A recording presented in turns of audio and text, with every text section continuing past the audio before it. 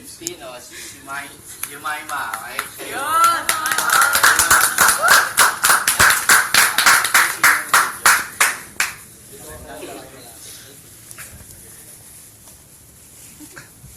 Timer starts now. Magandang gabi po sa ating lahat. Magandang gabi. Init. Kanina po, habang papunta kami dito, dun sa may dinaanan kami na habang nagmamasid ako dun, kasi nga di ba nakita, at traffic, hindi nagmamasid ako. Tapos may nakita ako, malaking karatula.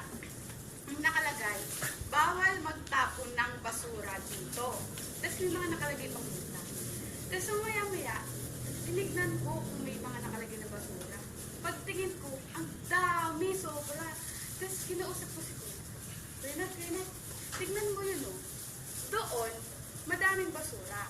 Tapos tignan mo yung taas niya, bawal magtapon. And sumunod naman is yung, tuwing nasa kantin ako sa school, sabay-sabay kasi kami lahat nag-break. So, itinakatanda kami na. Tapos, may nakalagay doon sa gilid, please fall in line. Kami, mga kaklase ko, sunod naman. Di ang tagal. Tapos maya-maya, biglang dumating yung mga ibang section, ibang grade. Tapos, andun yung, makikitaan sila sa gilid pala. Tapos, titignan nila yung mga pagkain. Tapos kami, tinitingnan lang namin sila kasi akala namin titignan lang nila yung pagkain na nandun kung ano tinitila. Tapos may nakita namin, doon na, nakasiringit na sila, tapos nauna na sila sa amin. Minsan nga naiinis na ako pero hindi, pinipigilan ko yung sarili ko. So, sa Bible po, may mga istorya po doon na nagbibigay sa atin ng instruction na, or babala, na binabaliwala. So, upang wag natin gawin ang mga yon kasi may mga kabayaran yan eh. Ito pong mensahe na ito ay pinamagatan ko pong babala. Asawa ni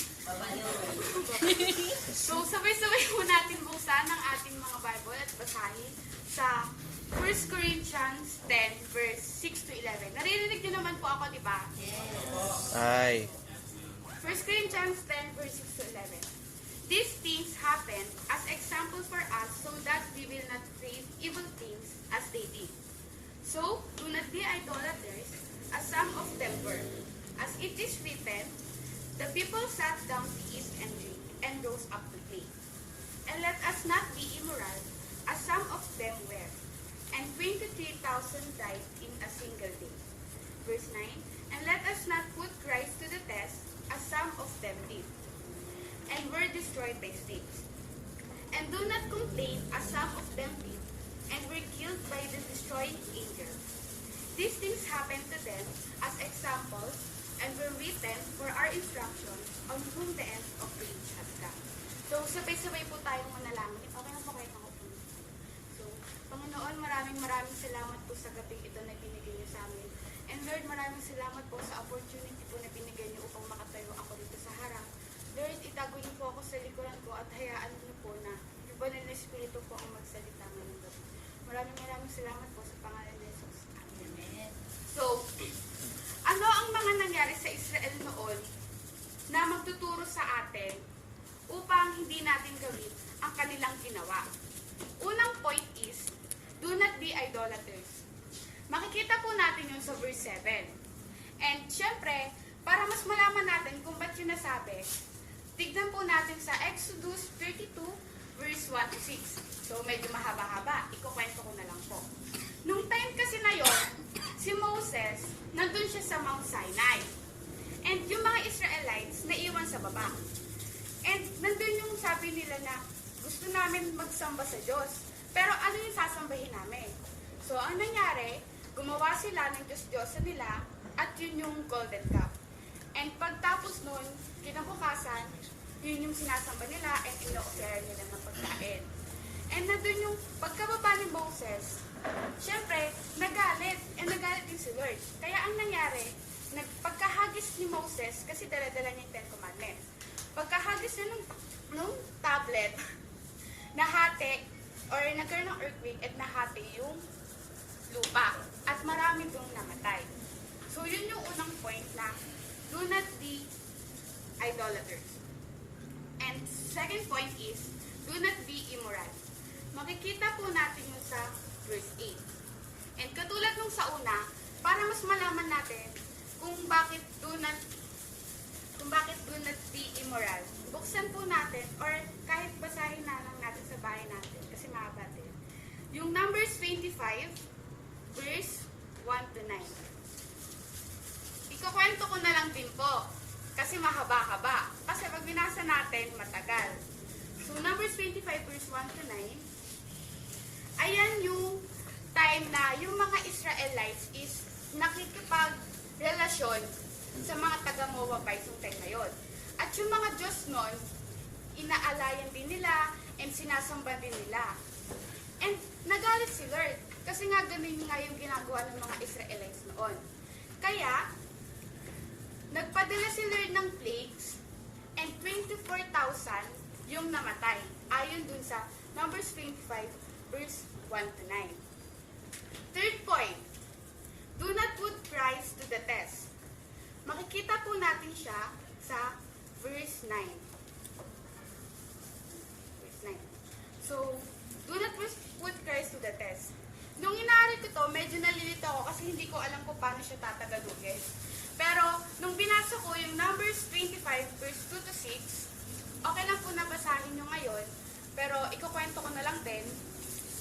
Doon, nandun yung nakaalis na sa Egypt, yung mga Israelites, and binigay na sa kanila ni Lord yung mga Canaanites, which is natala na nila. Pero, nandun yung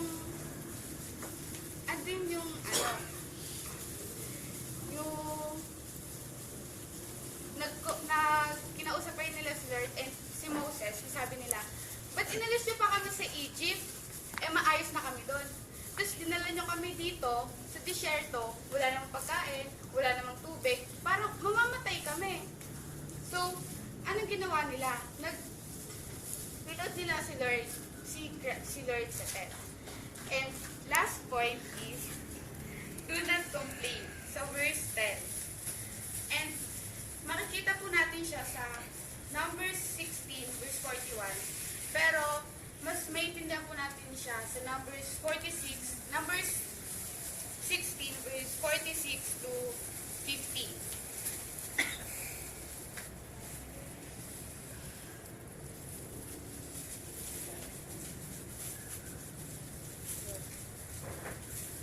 Nung time na yon, yun yung complain yung mga Israelites kay Moses.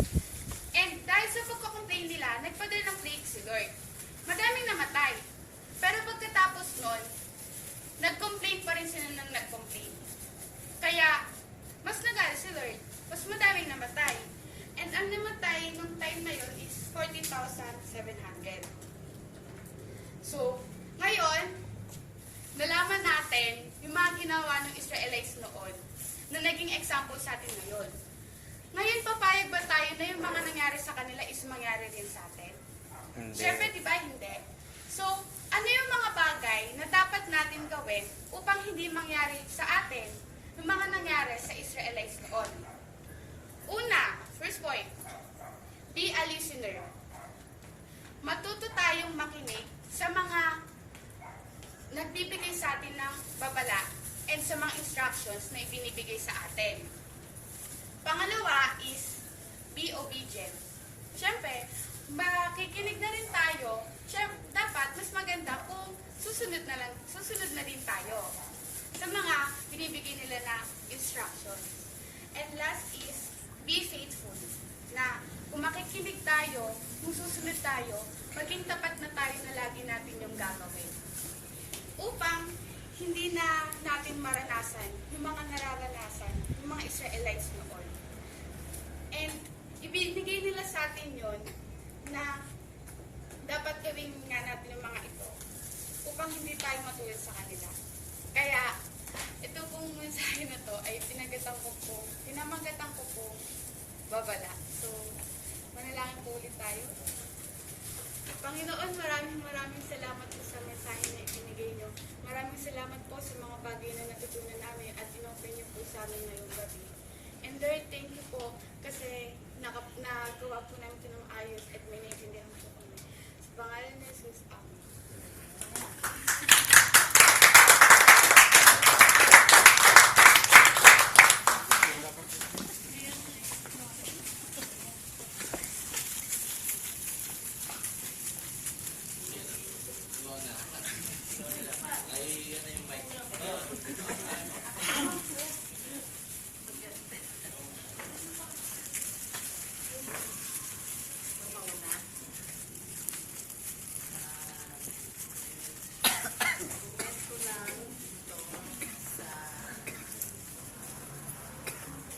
Kanina yung binasa mo, Mike, kasi ang title dito, Tagalog, diba? Tapos nagpasa ka ng text, English. Dapat inanong mo siya ng Tagalog. Tapos yung mga points mo, puro English. Dapat yung mga anti na Tagalog. Para, kasi mahalaga rin yun dahil yun, sa mga natutunan din namin, inaano din sa amin yun.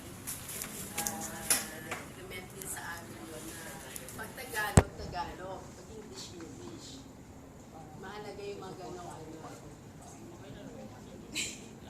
Tagalog, pwede Englishin. Pag English, Tagalogin. Oo, mga gano'n, May. At sa napakabilis, parang may taxi pa sa labas. Parang si Ate Pili. At 10 minutes naman, hindi ko para sa inyo sa 20 minutes sa kala niya, ano eh. Wala nga naitaas yun. Oo, wala na. Sa sobrang bilis eh. Hindi pa nga ako nakakapag ano eh. Tapos na kagad. Naghahanap pa ako ng Bible. Pero bilang first timer, ganun talaga. na kinakabahan. At nagmamadali para matapos. Mas maganda yung medyo tinagalan mo, mas mahaba pa yung pagpapaliwanag. Yun lang. Sa akin naman, yung way ng pagpapaliwanag. Diba, nagbigay ka ng example, be a listener. Paano ba maging isang listener? So, yung mga bagay na yun, be obedient. Paano ka ba maging obedient? So, although, kasi first time naman talaga, kulang pa din sa way ng pagpapaliwanag. Diba? So, pero, maayos naman yung pagkakasunod-sunod. Parang binasa na lang. parang nagmadali na. Sabagay, gano'n. Gusto ma-execute kagad lahat, diba? Huwag na ma-expose dun sa mga audience, diba? Pero okay naman, okay. Hindi, baka nahiya lang kayo kasi ano Parang gano'n na lang yata.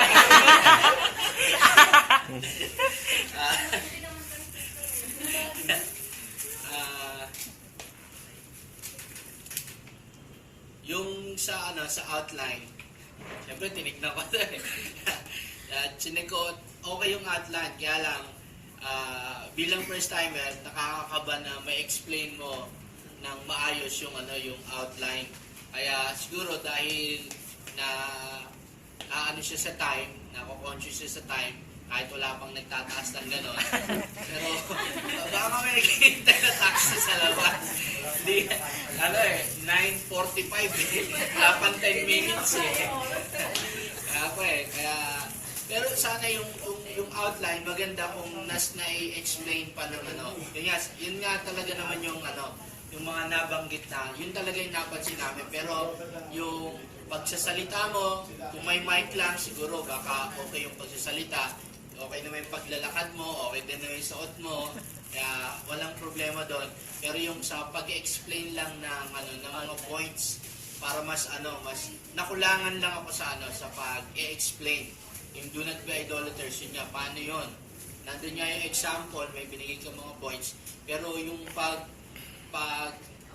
papaliwanag mo dun sa mga points, kailangan ng mas maipaliwanag ng maigi para mas naiintindihan ng mga nakikinig. Pero yung outline, maganda yung outline, maganda yung application. Yung pagdi-deliver lang yung kulang. Pero So far, ayos naman bilang first timer, bilang anak ko. Maayos naman. Ako nga kinakabahan kanina. Kinakabahan ako, baka ma-brown out ka o ma-black out ka. Wala kang sabihin. Pero, ayun, salamat na rin at okay naman.